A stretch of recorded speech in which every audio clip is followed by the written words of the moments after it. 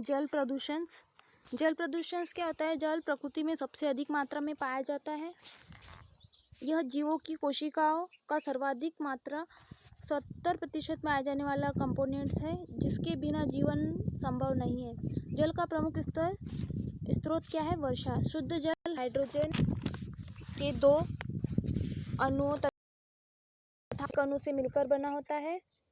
शुद्ध जल का उपयोग जीवने, खाना पकाने, कपड़ा धोने, नहाने, सिंचाई, ताप विद्युत ग्रहों तथा जल विद्युत केंद्रों में विद्युत उत्पादन में, विभिन्न औद्योगिक पदार्थों के निर्माण में, उन्हें ठंडा करने में, वाहित मल एवं औद्योगिक वर्ज्य पदार्थों को प्रवाहित करने में किया जाता है। इस प्रकार की हम जल जीव जंतुओं के मनुष्य के लिए अत्यधिक उपयोगी होता है। जीव जंतु केवल शुद्ध जल का ही उपयोग करते हैं। अशुद्ध जल का उपयोग करने पर विभिन्न प्रकारों की बीमारियां हो जाती हैं। जल के निश्चित भौतिक जल के जो फिजिकल, केमिकल एवं जैविक गुण होते हैं, वह जल के इन लक्षणों में किसी भी प्रकार का परिवर्तन जिसका मनुष्य, जंतु एवं पौधे पर हानिकारक प्रभाव पड़ता है, जल प्रदूषण कहलाता है।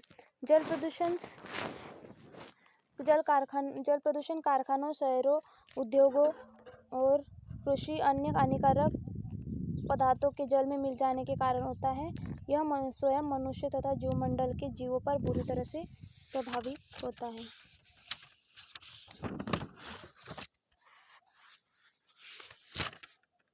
जल प्रदूषण नियंत्रण कैसे करेंगे?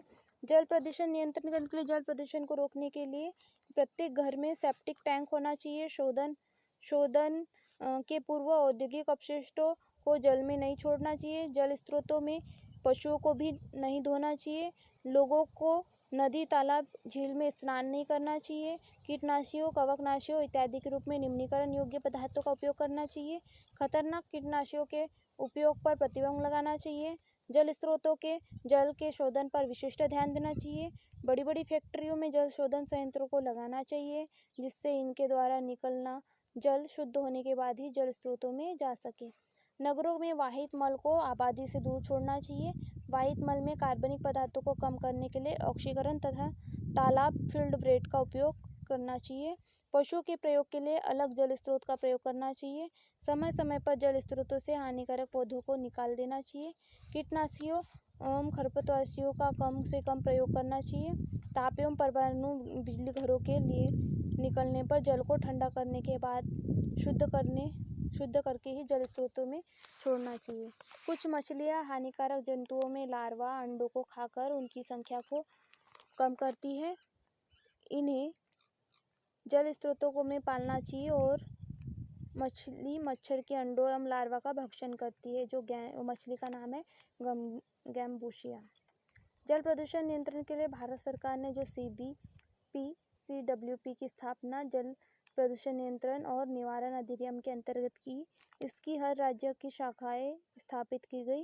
विभिन्न राज्यों की शाखाओं द्वारा जल प्रदूषण नियंत्रण करने के लिए निम्न कार्य किए जा रहे हैं, जैसे कि जल स्रोतों के जल प्रदूषण का स्तर का सर्वेक्षण, औद्योगिक स्राव के निष्कासन का परीक्षण तथा उस पर निगरानी, प्रदूषित जल के शोधन के उपयोग की खोज, स्थानीय निकाय को जल प्रदूषण नियंत्रण के लिए सुझाव देना, प्रदूषण के प्रति आम जनता में जागरूकता पैदा करना। साउंड और नॉइज पोल्यूशन। साउंड और नॉइज पोल्यूशन में ध्वनि प्रदूषण का नाम शोर प्रदूषण भी है या नॉइज पोल्यूशन है। अनिश्चित या तीव्र ध्वनि आवाज़ को शोर कहते हैं। वातावरण में चारों तरफ फैली हुई अनिश्चित या अवांछनीय ध्वनि को ध्वनि प्रदूषण कहा जाता है। यह अनिश्चित ध्वनि आज के सामाजिक युग या आधुनिक युग में एक हिस्सा बन गई है। हम या तो कोई उपकरण जो कि ध्वनि पैदा करता है, वह तरंगों के रूप में हमारे कानों तक पहुंचती है और हम उसको सुनते हैं। जब ये तरंगें स्पष्ट होती है तो हम तब तक आवाज़ आती है, लेकिन जब ये स्पष्ट नहीं होती तो आवाज़ हम तक नहीं आती। वैज्ञानिकों के अनुसार जो भी ध्वनि तरंग पैदा होती है वह नहीं नष्ट होती है, बल्कि उसका प्रभाव नष्ट होता है। उसकी तरंगें धीरे धीरे कमज़ोर होकर माध्यम में विलीन हो जाती है और ध्वनि इस तरह पैदा होती रहती है कि दिन ऐसा आ सकता है कि माध्यम में इतनी तरंगें मिल जाएंगी, जब हम आवाज़ करेंगे तो तरंगे की भी माध्यम में विलीन हो जाएंगी और सुनाई नहीं देगा। ऐसी स्थिति में सभी बहरे हो जाएंगे। इसके स्रोत क्या क्या है? रेडियो, कूलर, स्कूटर, कार, बस, घरेलू उपकरण, washing machine, loud speaker, stereo, tank, तोप और टीवी, ये सब ध्वनि प्रदूषण या साउंड के स्रोत हैं।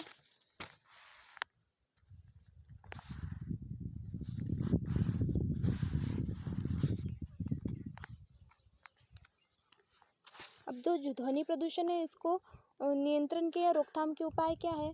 तो ध्वनि प्रदूषण को पूरी तरह से समाप्त कर देना ही संभव नहीं है, लेकिन जो निम्न उपाय है जिसे हम कर सकते हैं वो अवश्य करना चाहिए। जैसे कि उद्योगों तथा कल कारखानों को आबादी से दूर रखना चाहिए, दूर स्थापित करना चाहिए, शोर करने वाले वाहनों पर प्रतिबंध लगाना चाहिए।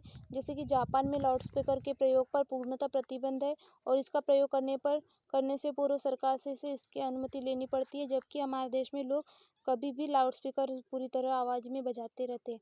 हॉर्नों को आवश्यकता से अधिक नहीं बजाना चाहिए। जापान में स्वचालित से वाहनों द्वारा सामान्य दशाओं में हॉर्न बजाने पर पूर्णतः प्रतिबंध लगा दिया गया है।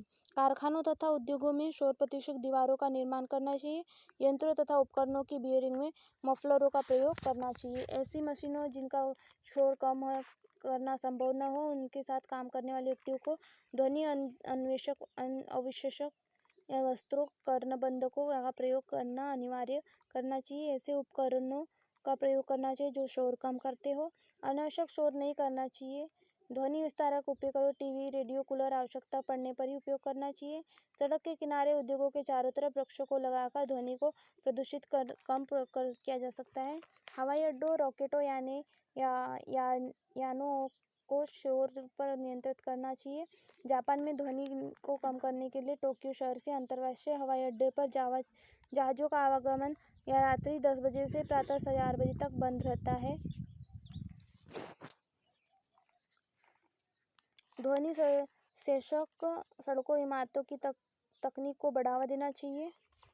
इस प्रकार जो ध्वनि प्रदूषण है उसको रोकथाम या उसके नियंत्रण के उपाय हैं।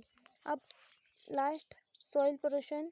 सॉइल पोल्यूशन क्या होता है? भूमि में विकृत होने को भूमि प्रदूषण कहते हैं, जो मुख्यतः बाहरी पदार्थों के मिल जाने से जनसंख्या वृद्धि के साथ साथ भोजन की आवश्यकता भी दिन प्रतिदिन बढ़ती है, जिसके कारण पैदावार को बढ़ाने के लिए तरह तरह के रासायनिक खादों, कीटनाशकों, शाकनाशियों प्रयोग किया जाता है।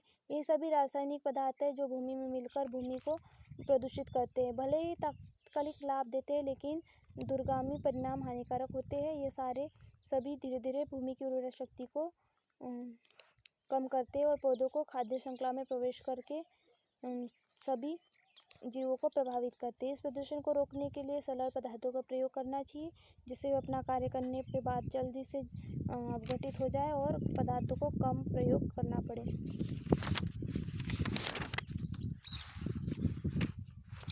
इसके नियंत्रण के उपाय हैं।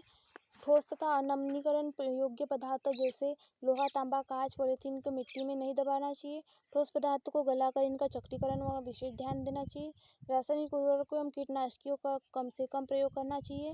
कीटनाशकों के स्थान पर जैव कीटनाशकों का प्रयोग कर बल देना चाहिए। गोबर व मानव मूत्र को और अपशिष्ट पदार्थों के लिए खोखले बंद स्थानों का प्रयोग करना चाहिए। मृदा अपरदन को रोकने के लिए विभिन्न विधियों का प्रयोग करना चाहिए। भूमि प्रतिबंध को अपनाना चाहिए या लैंड मैनेजमेंट को अपनाना चाहिए। जैव उर्वरकों के प्रयोग को प्रोत्साहित करना चाहिए।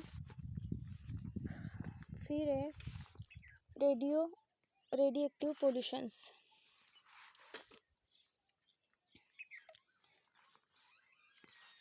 रेडियोधर्मी प्रदूषण।